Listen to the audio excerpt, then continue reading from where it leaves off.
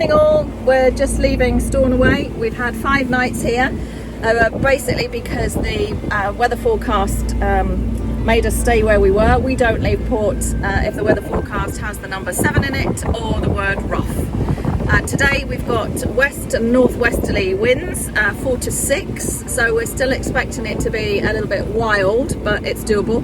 It just means that we are really well secured down below and up above, and as you can see today I am a proper sailor. I have got my oilskins on and my boots, and I'm sure the hat will be going on shortly. It's also forecast to rain. We've got squally showers coming, so it's going to be an interesting day. And we are off to Portree, which is on the Isle of Skye, which looks beautiful, so looking forward to that. We're off to an anchorage which is very sheltered, fingers crossed, but I will keep you informed.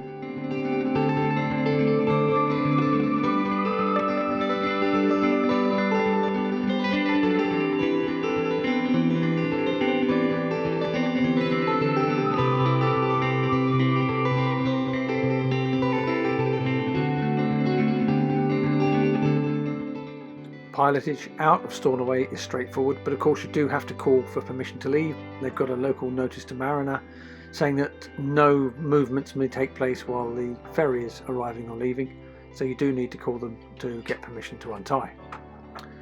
We chose to go quite wide of the Shiant Islands, as you can see from this waypoint, because there's a known disruption to the tides around the Shiants which causes the Minch to be particularly unpleasant.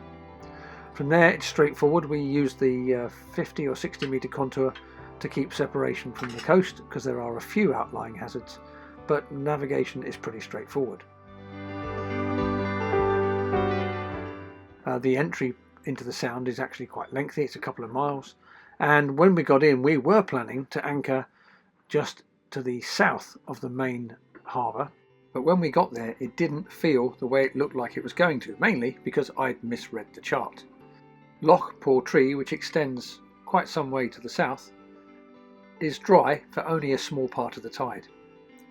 And when we arrived at the anchorage, it felt a lot more exposed than it had looked at first on the chart, because the wind had come round to the southwest. Therefore we decided not to anchor there in the very stiff southwesterly wind. Instead we went and picked up a buoy where we waited out the winds for a couple of days. The buoys are £15 a night in 2024, and they're to be paid for at the honesty box, which is in the doorway of the RNLI building, which is just at the top of the gangway from the dinghy dock, which is the extreme left hand end of the port as you look at it. There are now 12 of these visitors buoys, and they're all on the north and northwest area of the bay in about 4 or 5 metres.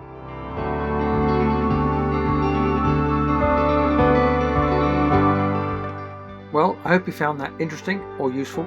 Please hit subscribe, hit the bell icon, hit that like button. All of these things really help the channel grow. Do come back soon.